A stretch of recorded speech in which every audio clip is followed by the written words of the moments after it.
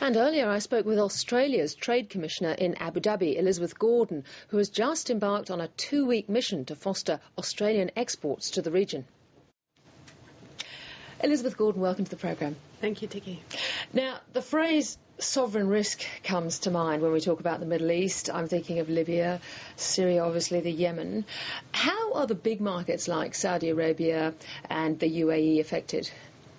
It's a really good question that you've asked, because I think you're pointing to something that most Australians really don't understand, and that is that the conflict and the unrest in the Middle East has been outside Australia's key markets, and they are markets like Saudi Arabia, the UAE, Qatar.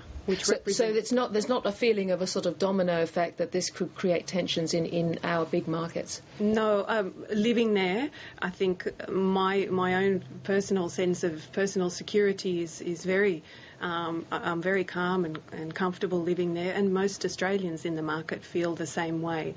And I think many of us are quite reassured by the fact that the governments of the Gulf Cooperation Council are endeavouring to keep things peaceful.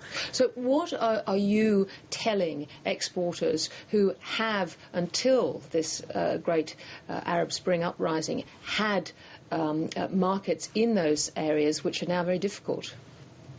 Obviously, we're asking them to follow the Department of Foreign Affairs travel advice and to leave markets which are dangerous.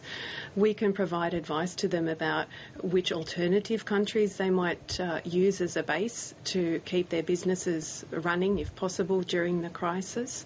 But we do remind companies that there are stable markets in the Middle East. Well, let's talk about the opportunities. Presumably there are a few World Cup stadiums to build in Qatar. Yes.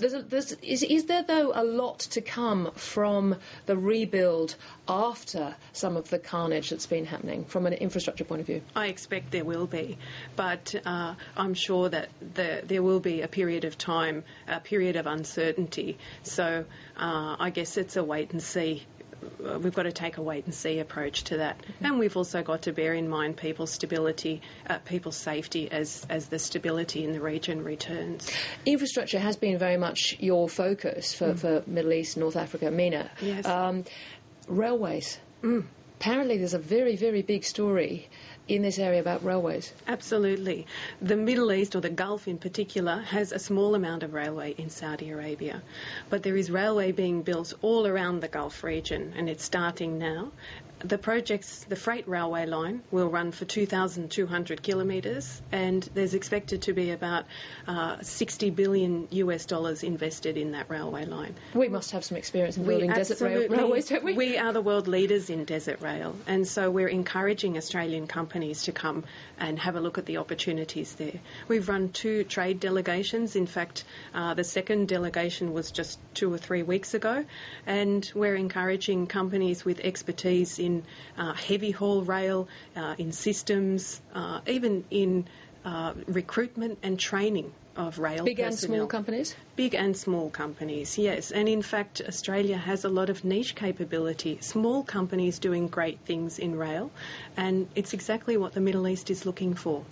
Let me ask you about a company like Latence, who you must be very familiar with its Al Habtoor joint venture. Now, they've been finding life pretty tough up there, and one of the reasons is that the renegotiating that they've been involved in, the settlement of claims in some of these countries is extremely difficult. Is that